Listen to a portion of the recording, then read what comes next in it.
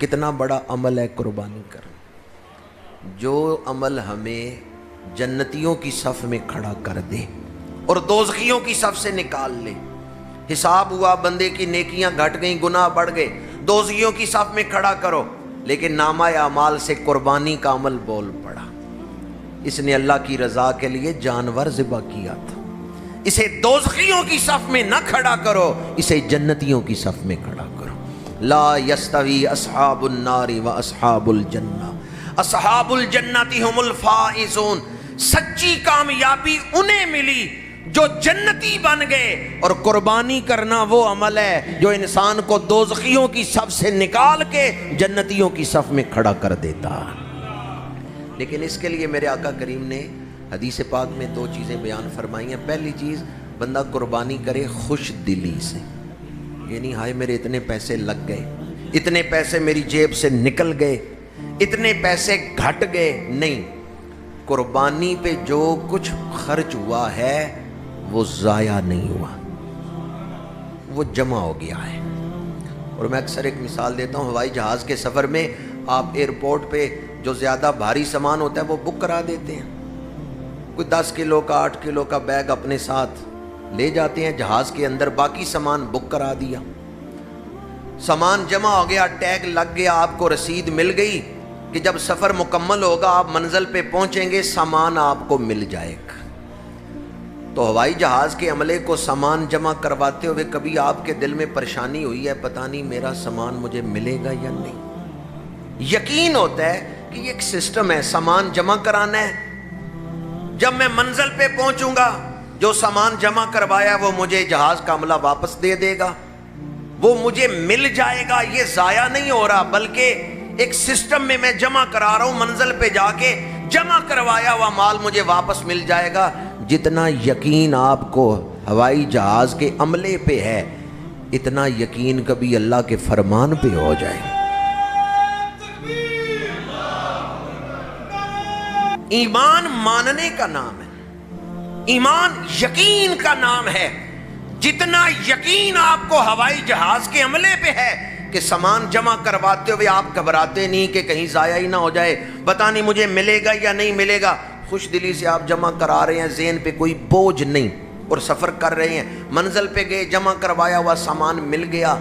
اتنا ہی یقین اگر اللہ کے فرمان پہ آ جائے، جو میرے راستے میں خرچ کرتے ہیں، اللہ کریم نے ارشاد فرمایا مثل الذین ينفقون اموالهم فی سبیل اللہ کمثل حبۃ انبتت سبع سنابل فی کل سنبلۃ مئۃ حبۃ، جو میرے راستے میں ایک دانہ خرچ کرے میں اسے 700 گنا اجر عطا فرماؤں گا۔ تو قربانیوں کے جانور تنگ دلی سے پریشان ہو کہ بھی آج کل حالات بھی ایسے ہیں، کچھ مالی معاملات متاثر ہیں، تو مال خرچ کرتے ہوئے میرا اتنا مال گھٹ گیا ہے، نہیں، بلکہ خوش دلی سے۔ دوسری حدیث پاک ہے طبرانی شریف میں، قیامت کے دن انسان جب اپنے مال کو دیکھے گا تو کچھ مال ایسا ہوگا جس کا حساب دیتے ہوئے پریشانی میں انسان مبتلا ہوگا، پر جب قربانی کے مال کا ذکر آئے گا تو حشر کے میدان میں مومن کا دل خوش ہو جائے گا، یہ وہ مال ہے جو میں نے اللہ کے راستے میں خرچ کیا۔ مال خرچ کرنا قربانی کے لیے تو بہت بڑی نیکی ہے۔ ذرا دل کے کانوں سے سنیں جو میں حدیث پاک آپ کو سنا رہا ہوں۔ جانور خریدنے کے لیے بندہ جب بھاؤ طے کرتا ہے نا، سودا طے کرتے ہوئے پتہ چلا فلاں کے پاس جانور ہے تو چلو چل کے میں خرید لیتا ہوں، قربانی کرنی ہے، بندہ گیا جا کے مالک سے بھاؤ طے کر رہا ہے، وہ کہتا ہے میں نے 1,00,000 روپے کا دینا ہے، یہ کہتا ہے نہیں میں نے 80,000 کا لینا ہے، سودا طے ہو رہا ہے۔ اب اس میں ذکر کس کا ہو رہا ہے؟ جانور کی کوالٹی بیان ہو رہی ہے، وہ کہتے ہیں میرا جانور اس خوبی کا مالک ہے، لینے والا کہتا ہے نہیں اس میں فلاں چیز ہے، فلاں چیز ہے، یہ اتنے کا ہے، یہ 1,00,000 روپے کا نہیں، یہ 80,000 کا ہے۔ بیچنے والا اور خریدنے والا قربانی کے جانور اور قیمت کے حوالے سے گفتگو کر رہے ہیں، فرشتے تسبیح پڑھنے کا ثواب لکھ رہے ہیں، یہ اللہ کی تسبیح کر رہے ہیں، وہ تو پیسوں کا ذکر کر رہے ہیں، وہ تو جانور کا ذکر کر رہے ہیں، وہ تو قیمت طے کرنے کے لیے آپس میں بحث کر رہے ہیں، اور فرشتے لکھ رہے ہیں یہ اللہ کی تسبیح کر رہے ہیں۔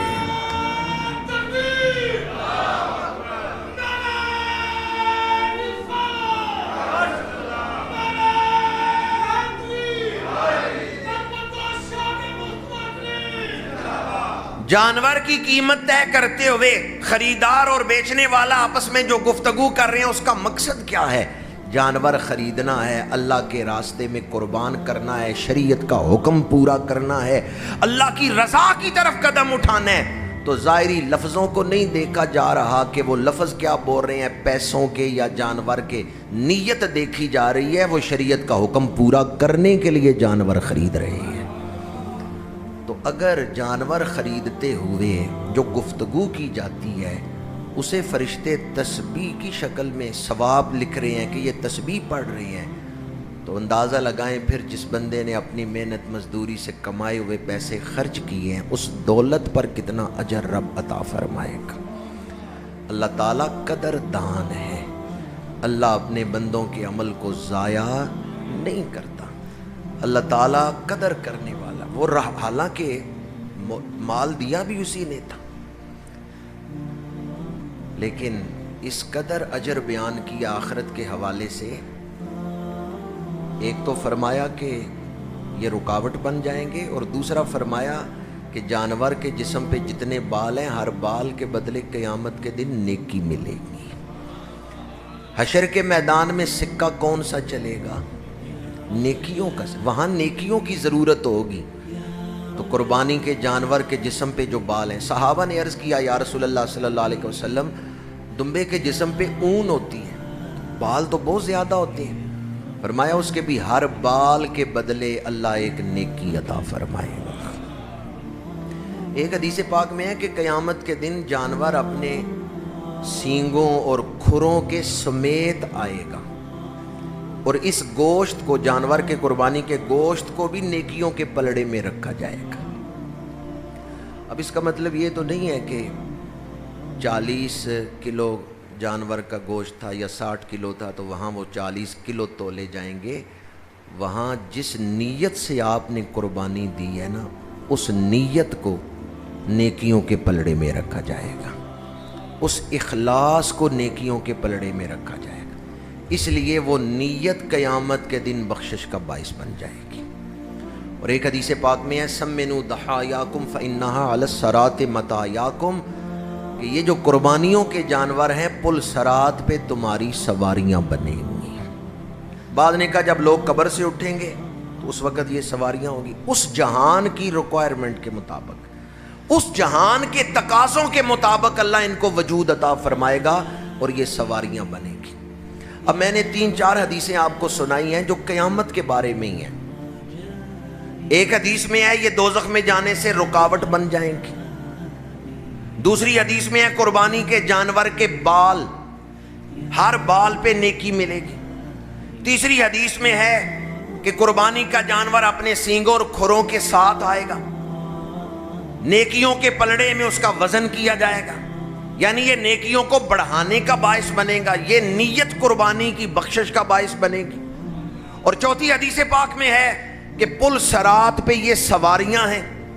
जो लोग अपने पैरों से पुल सरात पे चलें, मुमकिन है कहीं पैर लग़ज़श खाए और बंदा दोज़ख में गिर जाए, और अगर पुल सरात पे पैर ना रखना पड़े, सवारी मिल जाए और वो सवारी उठा के जन्नत के दरवाजे तक पहुंचा दे, और हजूर रास्ता भी बता दें कि आज सवारी कैसे खरीद सकते हो। आज जो कुर्बानी अल्लाह के रास्ते में पेश करेगा, ये कुर्बानी पुल सरात पे सवारियां बन जाएंगी। ये 4 हदीसें जो मैंने आपको क़यामत के हवाले से कुर्बानी के फ़ज़ाइल सुनाए हैं, इनमें जो लाजमी चीज़ है जिसकी वजह से असर पैदा होता है वो ये है, हजूर ने फरमाया जिसने कुर्बानी की खुश दिली के साथ, इसलिए खुश हो के कुर्बानियाँ करें। और दूसरी चीज़ तालिबे सवाब बनकर, गोश्त का तालिब नहीं कि आज कुर्बानी करनी है आज तो कलेजी खाएंगे, ठीक है कलेजी खाना सुन्नत है, और कुर्बानी का गोश्त जो है उसको खाने की शरीयत ने इजाज़त दी है, आप उसको इस्तेमाल कर सकते हैं, लेकिन नीयत ये ना करें। गोश्त तो पूरा साल ही आप खाते रहते, नफ्स आपकी नीयत को अदनापन की तरफ ले आता है कि कुर्बानी कर रहे हैं गोश्त खाएंगे। आप नीयत करें अल्लाह की रज़ा के लिए, गोश्त तो खाना ही खाना है, वो तो आपको मिलेगा ही, वो तो शरीयत ने आपके लिए जायज़ रखा है, قربانی کس چیز کا نام ہے؟ اللہ کی بارگاہ میں گوشت نہیں پہنچتا، نہ ہی خون پہنچتا ہے. لن ینال اللہ لحومها ولا دماؤها ولکن ینالہ التقوی منکم. قرآن مجید میں اللہ کریم نے ارشاد فرمایا ان قربانیوں کا گوشت یا خون نہیں اللہ تک پہنچتا، ہاں تمہارے دلوں میں جو تقوی ہے وہ اللہ کی بارگاہ میں پہنچتا ہے. اس لیے اپنی نیت کو اعلیٰ رکھیں. قربانی کرنے سے خواہش کیا ہے کہ آج گوشت کھائیں گے یا اللہ کی رضا کے لیے قربان کریں؟ اللہ کی رضا. پورا سال ہم جانور ذبح کرتے ہیں گوشت کھانے کے لیے، عید کے موقع پہ جانور ذبح کریں گے اللہ کی رضا کے لیے. شاید ہی کوئی آدمی آج کل اس دور میں ہو جو کہے بھی مجھے نہیں پتا چھوٹے بکرے کے گوشت کا ٹیسٹ کیا ہوتا ہے، تو چلو بڑی عید آ رہی ہے قربانی ہوگی تو میں ٹیسٹ کر لوں گا. نہیں، پورا سال ہی آپ گوشت کھاتے رہتے. اس لیے نیت جو کریں وہ اللہ کی رضا کے لیے. یہ میں اس لیے بھی عرض کر رہا ہوں کہ بسا اوقات نیت کی کمزوری کی وجہ سے بڑا عمل بھی ثواب سے محروم ہو جاتا ہے، اور بسا اوقات نیت کے حسن کی وجہ سے چھوٹا عمل بھی بڑے اجر کا باعث بن جاتا ہے.